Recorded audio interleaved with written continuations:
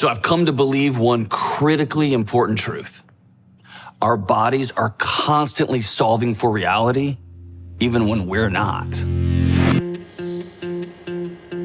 So I came out of a season where I was super anxious. I almost lost everything, right?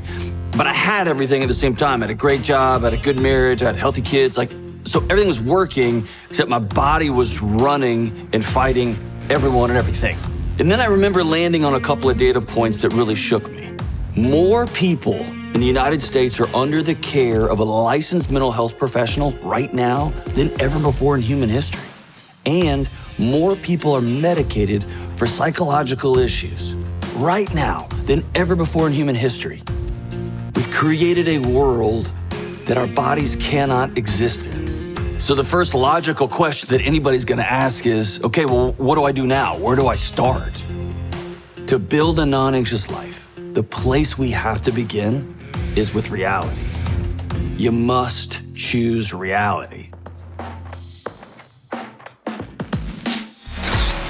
So when we're little, we get this picture of what life is supposed to look like. Or sometimes we get a picture of what life should never look like. All of these stories are mapped inside of us from a very young age. And then we graduate high school and we turn 23, 25, 30, 35. And all of a sudden we stop one day and realize our life looks nothing like this fantasy that we had built when we were young. People treated you differently because you were the wrong color in the wrong part of town. You didn't love the right way. You were kicked over this way. Or on the other side, look at all this money we're making. I made partner, I got tenure, I've got all these certificates and achievements. And your kids want nothing to do with you. Your wife has created a life completely separate from you. Your husband doesn't even know who you are anymore. Whatever has happened in your life, there's a gap between what you wanted to happen, this life you imagined, this thing you're still aiming for subconsciously, and the life you actually live. Jocko calls it extreme ownership.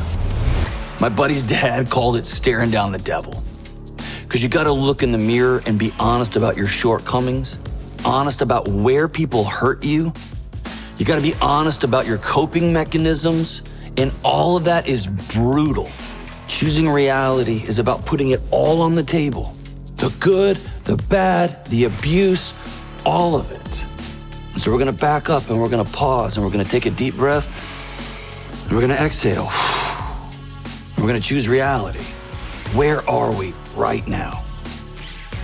That gap between what is and what we so desperately hoped for and longed for, but isn't. That gap is grief.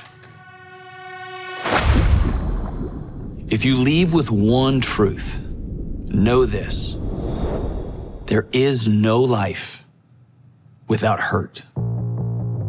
You didn't think you were gonna owe this much money. You didn't think you were gonna have to move. You didn't think that your marriage would be hanging on by a thread. You didn't think she would leave you. And here we are. There is no path without hurt.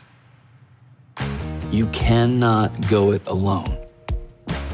Our bodies aren't designed to handle sadness in isolation. Our bodies aren't designed to head into grief alone. And so choosing reality is about not trying to deny the fact that you're gonna hurt. You are. And since you're gonna hurt, you have to invite grief along. You gotta invite the feelings that associate with grief, like sadness, disappointment, frustration. And as great scientists have found, with sadness comes incredible accuracy. With disappointment, with frustration, in the smoke of what feels like everything has burned to the ground, you can finally see clearly for the first time. So we head into grief because on the other side of grief, there's boldness, strength, action. Because my body is healing. Because I've got people on either side of me and in front of me and behind me. I can go defend and protect and walk ahead. The only path to a non-anxious life, right through the middle of reality. You have to take an honest inventory of where you are. you gotta measure it. How's your marriage? How are your kids? When's the last time you went to a doctor and got a blood workup? When's the last time you went to a dentist? And I know you can't afford it. So how's your money? How much money do you owe? Do you have any money in savings? Or is Visa and MasterCard your savings plan? All these things become a part of you. And your body's not gonna let you sleep. Your body's not gonna let you rest. Your body's not gonna want you to be intimate because it's trying to survive. So you gotta take an inventory. So over the last few years, my life has changed. My family's life has changed. And so has my bank account. So is my friend circle. So is how much I'm on the road and how little I'm sleeping.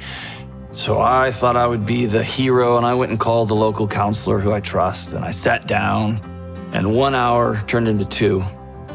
And one counseling session turned into the next week and the next week. And here I was finding myself saying things that I had never said out loud in my entire life.